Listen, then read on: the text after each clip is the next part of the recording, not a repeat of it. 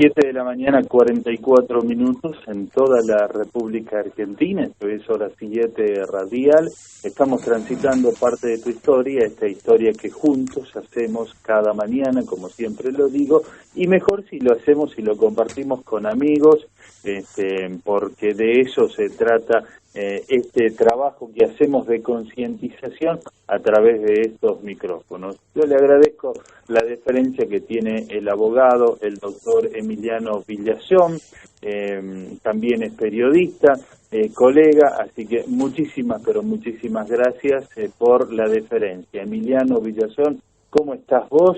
Belén, Abraham, Javier y quien te habla, Hugo Verón, todas y todos te saludamos, muy pero muy buen día. Como les dije la otra vez, muy buen día a todos. Es así, es así.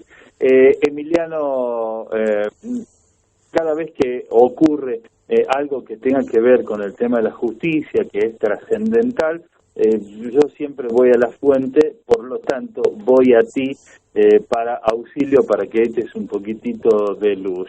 Era previsible lo que la Corte Suprema de Justicia ha fallado, porque en esta independencia que tienen las provincias, inclusive el distrito de Cava, por lo cual nosotros tenemos 23 gobernadoras y gobernadores, más el intendente, el mandatario de Cava, por lo tanto era previsible esto. Para vos, ¿te surge lo mismo o no? ¿Es la misma idea que tenés vos o no?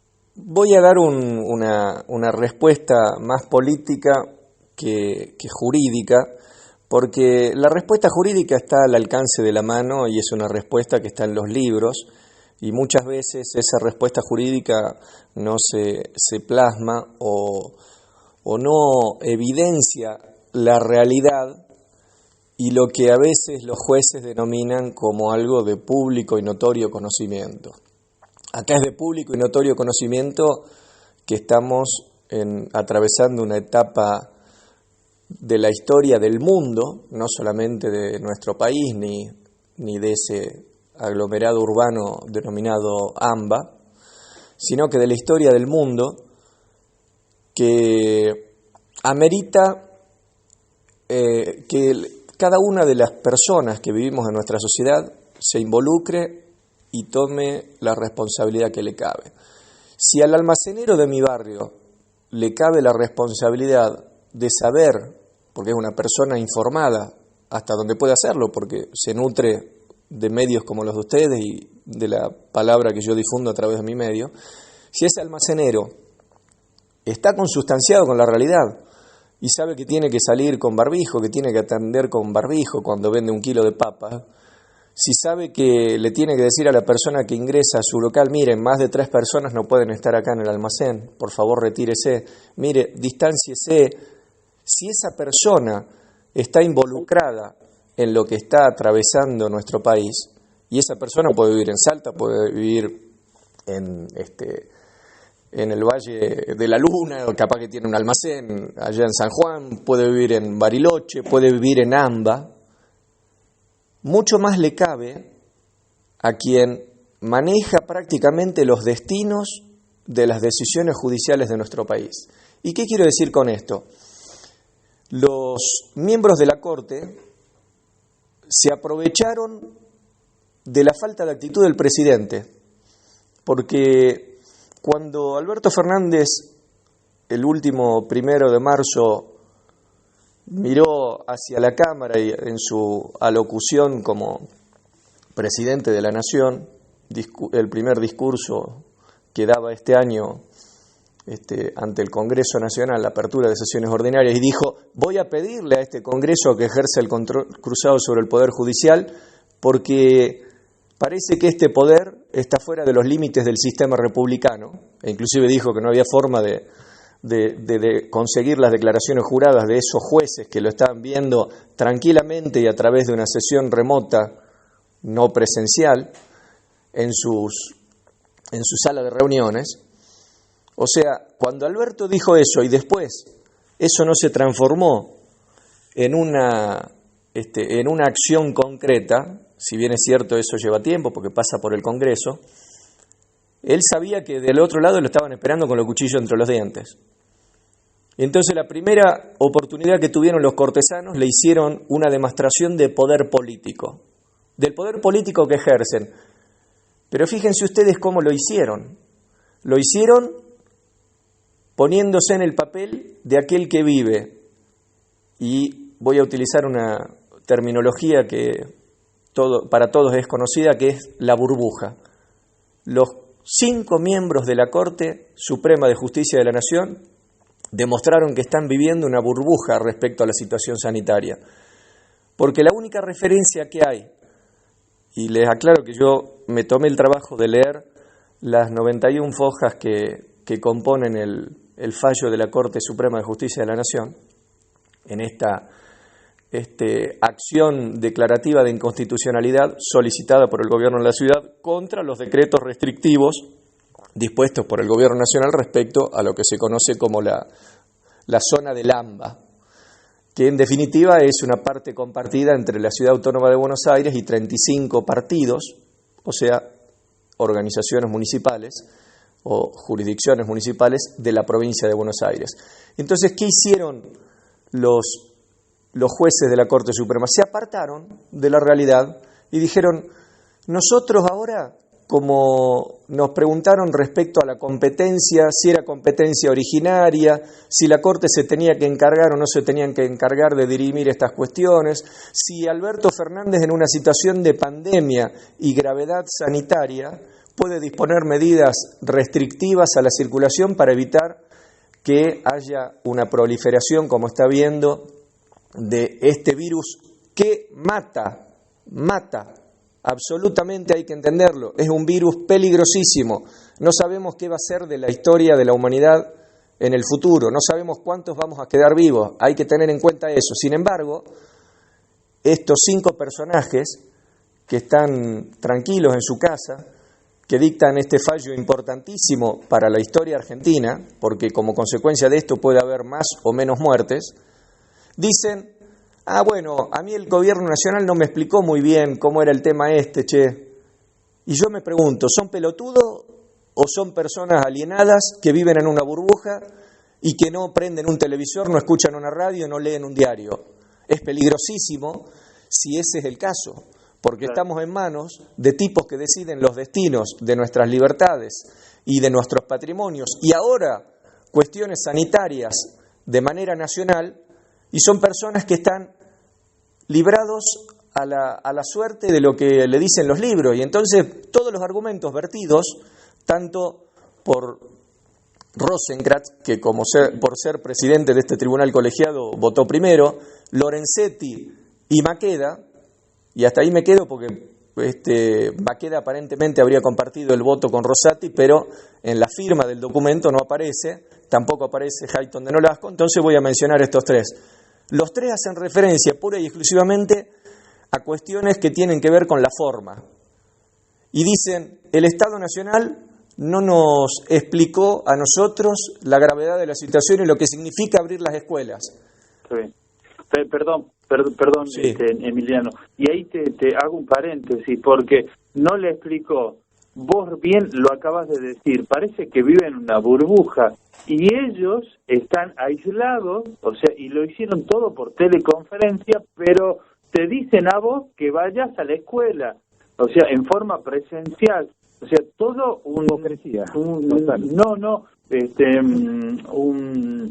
una dicotomía en lo que digo con lo que fallo.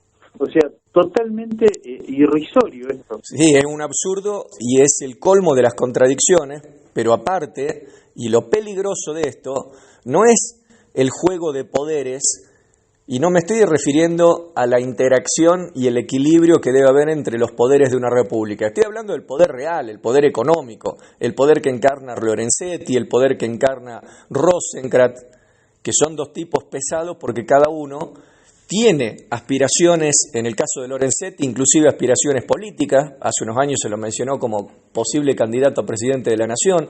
El otro, Rosenkrantz, es un truán que pertenece al poder económico, y nosotros sabemos cuáles son las empresas que ha defendido a lo largo de su historia como profesional. Entonces, es una corte que, por un lado, tiene el poder, ese poder político / poder económico real, pero aparte es una corte que, ejerciendo ese poder, le ha marcado la cancha al presidente de la Nación de una manera, no digo inédita, pero una manera al menos inquietante, y creo que Alberto Fernández ya sabía la decisión de la Corte, porque cuando él dice hagan lo que tengan que hacer o dicten las resoluciones que tengan que dictar o las sentencias que tengan que dictar, que no nos van a doblegar en el camino que nosotros pensamos desarrollar de acá en más, creo que Alberto Fernández ya lo sabía. Y entonces la Corte lo que hizo ahora, y esto es lo peligroso, es decir, que este fallo, a pesar de que las medidas dispuestas por Alberto Fernández tenían una duración que iba del 19 de abril al 30 de abril, o sea, si el fallo salió ayer, alguien podría decir, bueno, pero esto están hablando al cohete o al divino botón porque no se aplica, no se puede retrotraer en este caso la sentencia para lo que ya pasó. Sin embargo, hicieron una aclaración y dejaron bien sentado que esto, lejos de ser algo inoficioso, y yo les digo, me leí todo los argumentos, pero creo que no vale la pena ir a la reproducción literal de cada una de las palabras. Pero decían que, lejos de ser inoficioso, o sea, resultar extemporáneo el decisorio de la Corte Suprema, esto se podía aplicar al futuro, porque podían darse otras situaciones similares. O sea, le va marcando el camino a Alberto Fernández respecto a lo que tiene que hacer y cómo tiene que manejar la situación sanitaria, a pesar que ellos mismos aclaran, no nos referimos al manejo de la cuestión sanitaria, sino a las cuestiones jurídicas. Y la puta, pero si ellos son los que le dicen a Alberto Fernández si está actuando correcta o incorrectamente cuando Alberto quiere disponer medidas sanitarias necesarias e imprescindibles, y lo esconden bajo el ropaje de una estructura jurídica a su entender equivocada, entonces le están manejando la cancha. Y otra cosa, al equiparar a la Ciudad Autónoma de Buenos Aires, si bien es cierto, jurisprudencialmente, como ustedes decían, esto era así, le están poniendo a la Ciudad Autónoma de Buenos Aires y a la decisión esta en un pie de igualdad con las provincias, y como consecuencia de esto, nosotros tenemos hoy por hoy un gobierno nacional absolutamente debilitado, al menos en estas cuestiones. ¿Y cuál es la cuestión importante ahora? La cuestión sanitaria. Porque Alberto Fernández no puede disponer para paliar la cuestión sanitaria ni de medidas de seguridad como la que vimos, porque en definitiva la restricción a la libertad ambulatoria es una medida de seguridad impuesta por el gobierno nacional. No puede disponer medidas económicas, porque cuando Alberto Fernández quiere disponer de medidas económicas, por ahí alguna de las provincias dice, no, pero eso afecta mi presupuesto. Eso afecta a mi autonomía automáticamente, como vos decís. O sea, ahora cada medida, cada decreto que el Estado esté promoviendo para cuidar la salubridad de toda la comunidad, yo presento una cautelar. Esa cautelar, digo, bueno, que vaya a la Corte Suprema de Justicia, y la Corte Suprema de Justicia va a fallar políticamente, exactamente, a favor de los beneficios de la gente de Juntos por el Cambio, sin lugar a dudas. Así es. Y a modo de conclusión de lo que yo quería trasladarle a la audiencia en esta síntesis súper rápida que estoy haciendo de estas 91 fojas del fallo de la Corte, yo entiendo lo siguiente: esta Corte Suprema está en el límite, por todo lo que dijo el presidente al realizar la apertura de sesiones ordinarias el 1 de marzo, por todo lo que nosotros conocemos de la Corte Suprema, y creo que este ha sido el puntapié inicial o la gota que comenzó a rebalsar ese vaso de aguante, podríamos decir así, que tenemos que tener todos los ciudadanos respecto a un órgano jurisdiccional. Esta Corte está haciendo exhibicionismo del poder político que tiene y ostenta casi pornográficamente el distanciamiento que existe entre ese poder que ellos encarnan, que es un poder de la República, claro, no es el poder económico ni el poder real, sino que ellos encarnan el poder de la República Argentina. Entonces, están haciendo una ostentación casi pornográfica del distanciamiento que existe entre ese poder y el pueblo. A ellos no les interesan las circunstancias reales de la tragedia que enfrentamos, que también quiero volver sobre el tema, es una tragedia inédita para la historia de la humanidad, al menos la historia contemporánea. Lo único que les interesan son las cuestiones formales de competencia. O sea, si puede hacer Alberto Fernández uso de sus facultades para controlar una pandemia, o si lo tiene que hacer de manera concurrente con las provincias y en este caso con la Ciudad Autónoma de Buenos Aires. Si para las cuestiones de... Hoy es más importante, perdón, Belén, que quería hacerte una consulta. Hoy es más importante el presidente de la Corte Suprema de Justicia porque ante cualquier circunstancia te dice no, tienen que venir al pie y yo fallo lo que me convenga políticamente. O sea, sin lugar a dudas. O sea, porque alguien puede presentar una cautelar, porque alguien puede decir, no, esto se dirime en la Corte Suprema de Justicia, y ahí, cuando hablamos de lawfare, cuando hablamos de el partido judicial, se deja en claro que por más buenas intenciones que haya, tienen que venir y yo juzgo de acuerdo a mi criterio político. Es así, pero lamentablemente debo ser sincero en mi apreciación, y yo creo que al gobierno nacional se le para cualquier 4 de copas que tenga la lapicera de un cargo en la justicia. O sea, cualquier pegendrín que aparezca, sea un juez en lo contencioso administrativo, civil y comercial, le puede decir, mediante también un habeas corpus, una barbaridad, a la vicepresidenta de la Nación, en ejercicio